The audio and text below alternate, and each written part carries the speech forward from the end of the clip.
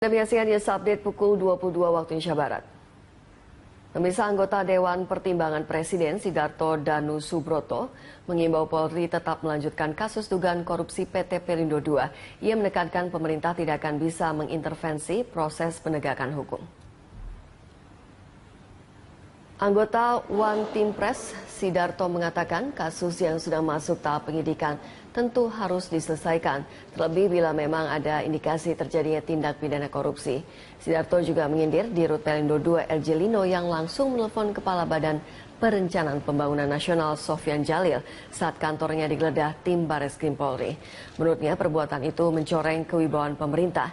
Dikatakannya dalam kondisi sekarang, pemerintah perlu memperbaiki koordinasi antar lembaga penegak hukum atau lembaga tinggi negara lainnya. Karena seringkali instruksi Presiden dan Wapres sulit ditangkap di level jajaran bawah.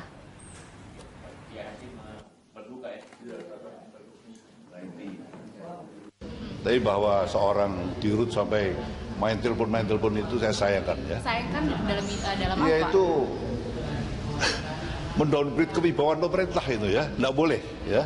Seharusnya sah-sah saja kalau misalnya penggeledahan itu. Iya, itu sudah dengan izin pengadilan kan, dan dia mungkin punya bukti awal yang cukup kan. Tapi bahwa seorang itu reaksinya lalu telepon kanan kiri itu seperti negara ini punya siapa ya.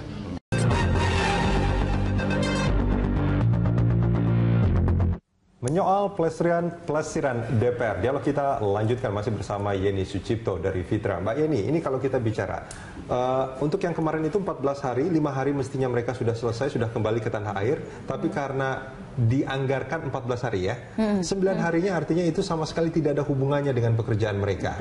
Makanya ada yang terlihat mereka ada di kampanye Donald Trump, ada foto-foto segala macam. Mudah-mudahan ya, katanya ada yang sampai foto-foto sama Kim Kardashian. Tapi mudah-mudahan ini salah ya, mudah-mudahan ini isu gitu. Nah, itu per hari mereka itu berapa banyak dibiayai oleh negara sebetulnya? Nah, kalau dari hasil tracking kita dari 4,8 miliar itu kan kita lihat di PMK atau Peraturan Menteri Keuangan mengenai standar kunjungan kerja ke beberapa negara. Kalau di AS kemarin kita menemukan umpamanya untuk biaya tiket gitu kan, ada sekitar 14.000 gitu kan, itu untuk sekali perjalanan untuk satu orang. Kemudian ada per diem itu ada sekitar 527 per hari untuk per orang. Artinya gitu. Sekitar berapa itu kalau 527 US? Sekitar 7 kita juta? Kita kalikan aja sekitar 14.000 ya sekarang. Sekitar 7 jutaan lah ya. 7, ya sekitar 7 juta dikalikan 9 kan kayak gitu kan. Kemudian ada akomodasi sekitar 13.400-an kalau nggak salah itu per hari per malam begitu kan untuk satu orang. Nah kita bisa kalikan aja 9 orang kali 12 atau satu orang saja kali 12 hari di situ karena targetnya 12 hari. Itu taruhlah kita bicara bukan uang tiketnya, artinya uang karena tiket kan pasti mereka pergi pasti kembali gitu ya. Tapi selama 9 hari mereka di sana ada per diem yang sekitar 7,5 jutaan gitu, terus hotel ada sekitar 18,5 juta per malam. Per malam. Ada lagi kemarin sempat saya tanyakan ke teman-teman DPR, selain itu apa sih? Ya, kemudian ada biaya transportasi, kemudian ada administrasi untuk apa namanya tiketing atau apa kayak gitu kan, itu besar juga gitu. Transportasinya juga dikasihkan per hari transportasi gitu. Di apa namanya di lokasi ya. Di lokasi. Taruhlah misalkan ini kalau untuk per diem terus ada hotel dan juga hal-hal akomodasi yang kecil-kecil, transportasi yang kecil-kecil itu sekitar mungkin 26 juta per hari. 26 jutaan. 26 antara 26 sampai 35 juta per hari. Artinya per hari mereka di sana yang tidak melakukan apa-apa, yang tidak sesuai dengan kerjaan mereka, itu sama dengan lebih kurang 10 hari 10 bulan. 10 bulan upah uang R gitu kan, yang sekitar 2,5an itu kan, itu luar biasa sekali ya. Ya ironis sekali sebenarnya kalau melihat kenyataannya seperti ini, apalagi kemarin itu kan setelah penyelenggaraan IPU gitu kan, kemudian menemui Donald Trump begitu kan, kemudian dengan alasan statementnya agak sedikit ironis juga sebenarnya bahwa ini dalam rangka membicarakan mengenai persoalan persoalan perekonomian dan investasi, kan begitu kan. Nah, kalau Saya berbicara bicara perekonomian dan investasi bukan tujuan anggota dewan ya. Anggota dewan itu bukan karena wilayahnya DPR bukan kewenangannya seperti itu. Sesuai dengan pasal 6 di Undang-Undang 17 2003, dia tidak mempunyai peran seperti itu. Di dalam Undang-Undang MD3 juga tidak mempunyai peran itu. Itu pernyataannya siapa, Mbak Yeni?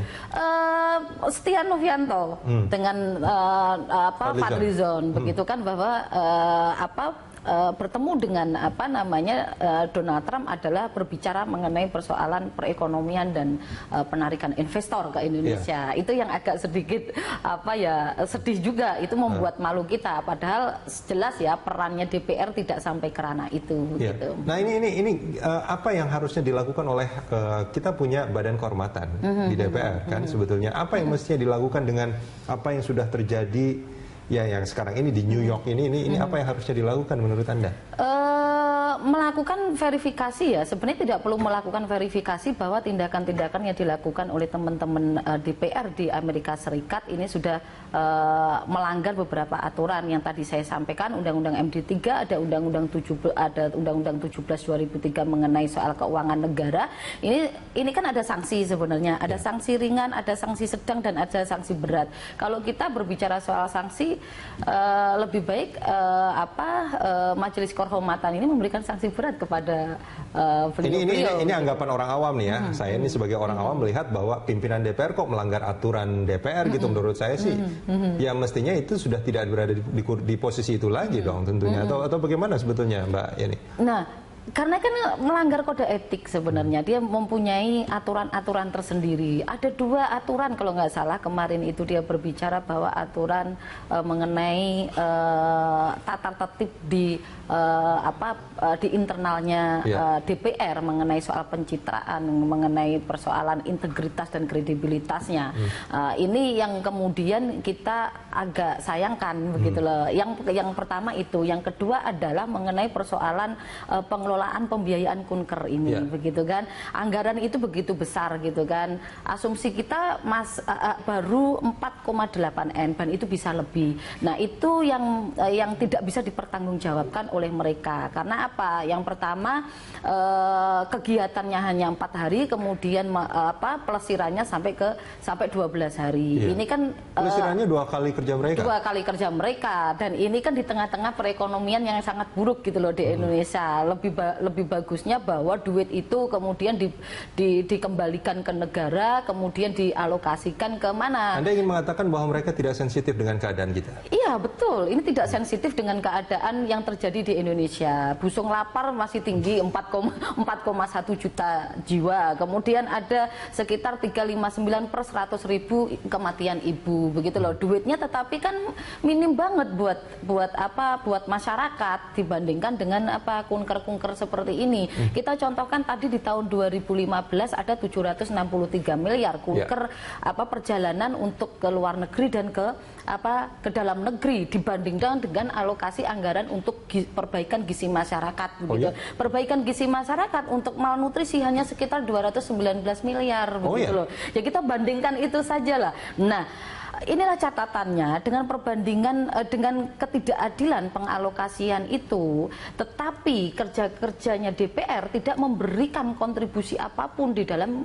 fungsi-fungsi yang melekat di tubuh DPR. Umpamanya fungsi yang melekat di tubuh DPR yang penting adalah fungsi anggarannya umpamanya. Fungsi anggarannya bagaimana mereka memperjuangkan sebenarnya alokasi-alokasi atau yang anggaran yang didistribusikan untuk kedaulatan pangan, untuk gizi buruk, kemudian untuk kematian ibu, kayak gitu. Nah, ini kan menarik ya sebetulnya kalau kita melihat bagaimana kerja eksekutif dan yudikatif itu kan diawasi oleh DPR yang punya hak untuk mengawasi gitu ya.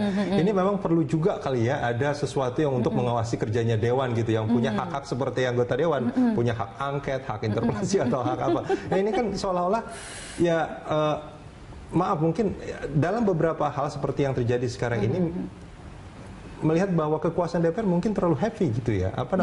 Mereka punya hak budgeting, itu kan mereka juga yang menentukan kan. Jumlah itu kan mereka juga yang menentukan. Mereka yang mengatur itu semua gitu. Nah, dengan kejadian yang terjadi sekarang gitu.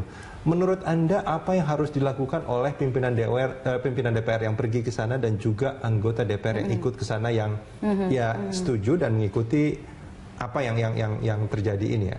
Apakah mereka harus, ya kalau yang sekarang terjadi kan justru banyak kan defensif, pembelaan diri gitu ya. Nah itu gimana menurut Anda? Ya ini kan kalau nggak salah kan teman-teman kan datang hari ini, ya kan, secepat mungkin sebenarnya memberikan apa namanya keterangan kepada publik gitu kan, sebagai bentuk transparansi dan akuntabilitas kepada publik. Seberapa besar sih sebenarnya alokasi yang apa namanya diberikan negara oleh mereka dalam rangka pelesiran 12 hari itu begitu kan, dalam rangka apa ke sana agendanya selain IPU begitu. Apakah agenda-agenda itu memberikan kontribusi kepada 3 hal fungsi yang melekat? Kalau tidak melekat, kalau tidak ada yang apa namanya relevan dengan 3 fungsi DPR itu, apa yang mesti mereka lakukan? Saya kayaknya mengembalikan dong uang negara, gitu kan, yang dipakai pelesiran itu di luar IPU. Gitu Mbak Yeni, kan. kita jeda sebentar, kita akan lanjutkan di segmen berikut.